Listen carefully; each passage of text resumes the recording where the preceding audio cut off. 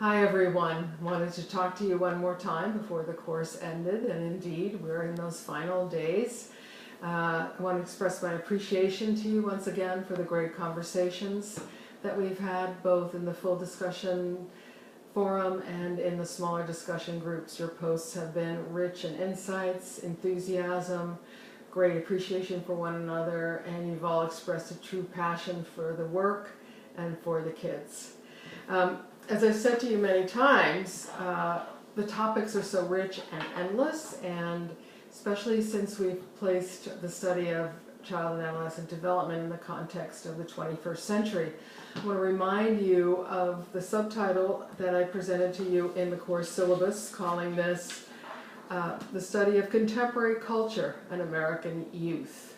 I asked you this question in the first paragraph of that syllabus: how do elements of contemporary culture compound, or perhaps confound, child and adolescent development in each of the critical domains: cognitive, emotional, and social?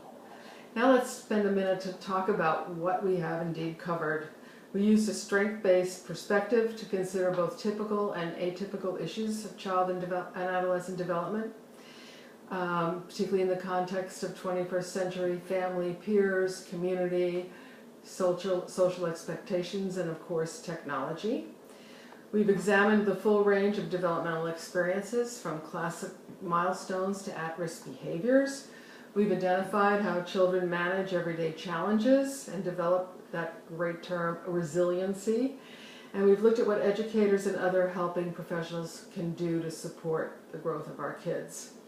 Like the rest of you, I'm always finding new articles. Every week something else comes up, either from an eminent researcher or a political pundit, someone in between.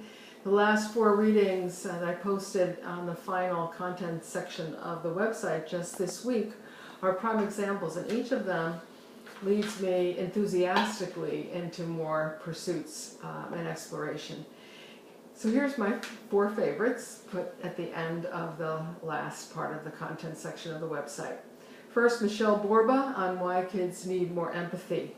She writes that more than acing tests or earning fancy degrees, kids and adults who understand and appreciate the people around them are better able to collaborate, innovate, and indeed problem solve, think deeply. And studies show they're happier too. Then there's Adam Grant on how to raise a creative child, and your discussions of creativity were so rich. So what does it take to raise a creative child? He points to a study that compared families of children who were rated among the top 5% of creative in their schools with those who were not deemed to be particularly creative. The parents of the so-called ordinary, and that's in quotes for me, children, had an average of 6 rules, like specific times for homework and bedtime. But the parents of highly creative children had an average of fewer than 1.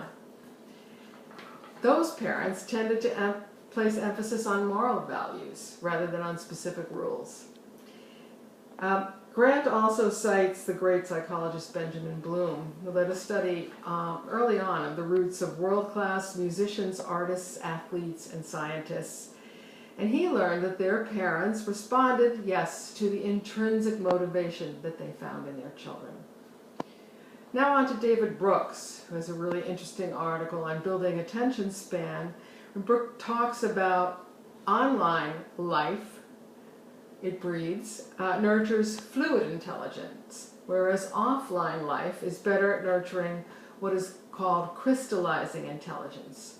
So what does that mean? Online mode of interaction nurtures a mental agility. We've talked about that so much. The ease of movement on the web encourages you to skim ahead and get the gist. Fluid intelligence is a set of skills that exist in the moment. It's the ability to perceive situations, navigate solutions in novel situations, ones that are independent, however, of long experience. But when each of us read the printed page, we read differently than when we read online. We read more linear, more intentional purpose, so we are less likely to multitask or browse for keywords.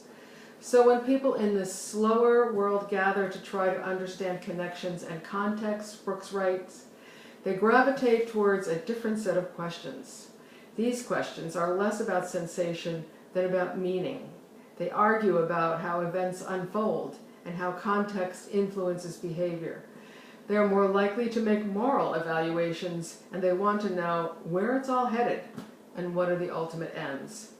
This is crystallized intelligence, or the ability to use experience, knowledge, and the products of a lifelong education that have been stored in, yes, our long-term memory. So crystallized intelligence accumulates over the years and leads ultimately to what is understanding and indeed wisdom. Finally, one of our most popular, someone you've talked about a lot in your writings, Paul Tough, in his second book on how we can help children succeed, he writes that skills like emotional regulation and stick-to-itiveness can't be taught in the same way children are trained to decode words or solve quadratic equations. He says, no child ever learned curiosity by filling out curiosity worksheets. Instead, character is the product of environments in which children form strong, secure attachments to teachers and caregivers, and are taught in ways that stimulate their autonomy and their ability to solve problems. Each of you came to this course with tools to be members of just that kind of nurturing environment, and I sincerely hope you feel that your capacities to do such have grown in these past weeks, both for your work in your professions and in your personal life. So thank you for spending this time with me. It was indeed a learning experience that was a mutual benefit to all of us, and with that, I wish you the very best.